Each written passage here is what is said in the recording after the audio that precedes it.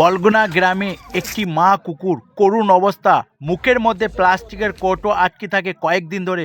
কুকুরটির কয়েকটি বাচ্চা আছে এবং বাচ্চাগুলি দুধ পাচ্ছে না, মাটাও খাবার পাচ্ছে না। এবং ভাতার বলকে বিডিও সাহেবকে অসংখ্য ধন্যবাদ যে অবলা প্রাণীটির করুণ অবস্থা দেখে আমাকে খবর দিয়েছিল এবং আমি চেষ্টা করব কুকুরটিকে মুখ থেকে প্লাস্টিকের কৌটোটি বার করা।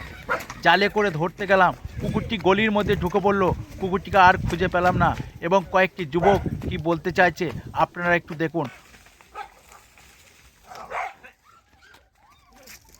গত 5-7 দিন ধরে আমাদের পাড়ায় একটা কুকুর, মা সহ কুকুর, গর্ভবতী কুকুর, সে একটা কোটোর মধ্যে, বিস্কুটের কোটোর মধ্যে তার মুখটা আটকে যায়। এবার সেই যার ফলে সে গত কয়েকদিন ধরে সে খুবই অসহায় অবস্থায় পড়েছিল। এবার যার ফলে গত পরশুদিন শুক্রবার দিন বিডিও সাহেব আমাদের গ্রামে কোনো কাজে এসেছিলেন। এবার উনি আমাদের পশুপ্রেমী আমির শেখকে খবর দেন এবং তিনি সন্ধ্যেবেলা নাগাদ আসেন এবং আমরা সেই কুকুরটাকে খোঁজার চেষ্টা করি, কিন্তু সেদিনকে আমরা অন্ধকারের জন্য, রাতের বেলার জন্য তাকে আমরা খুঁজে পাইনি।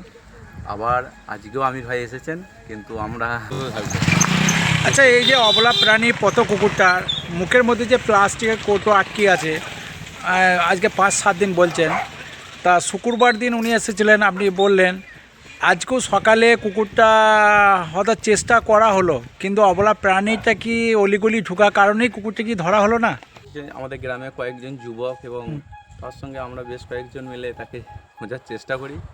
অনেক পাড়া এদিক ওদিক বনাঞ্চল এদিক যেগুলো আছে মাঠ ঘাটে, কিন্তু তাকে এখনও পর্যন্ত খুঁজে পাইনি এবং সে কুকুরটা খুবই অসুস্থ অবস্থায় আছে। এবার তাকে হয়তো আমরা যোগাযোগ যে কোনো প্রকারই হোক তার সঙ্গে আমরা খুঁজে পাচ্ছি না বা যোগাযোগ করতে পারছি না, কিন্তু সেও অসহায় অবস্থায় রয়েছে। এবার আমাদের দেখেও সেটা খারাপ লাগছে, যাতে সে তাড়াতাড়ি আমাদের কাছে ধরা যায়, এবার তার ব্যবস্থাও করা হচ্ছে।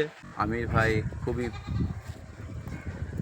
অনেক দূর থেকে ট্রাভেল করে অনেক কষ্ট করে এসেছেন এবং যার ফলে আমরাও কুকুরটাকে হয়রানি হয়ে খুঁজি, কিন্তু এখনও পর্যন্ত তাকে চিহ্নিত করতে পারিনি।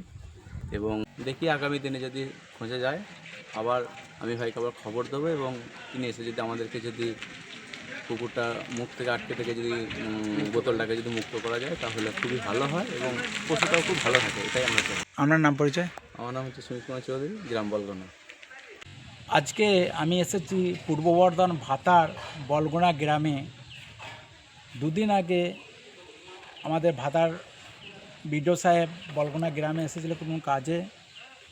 ওনার নজরে পড়ে একটি পথ কুকুর, তার মুখের মধ্যে প্লাস্টিকের কৌটো আটকে থাকে এবং উনি বিডিও সাহেব আমাকে ফোন করে।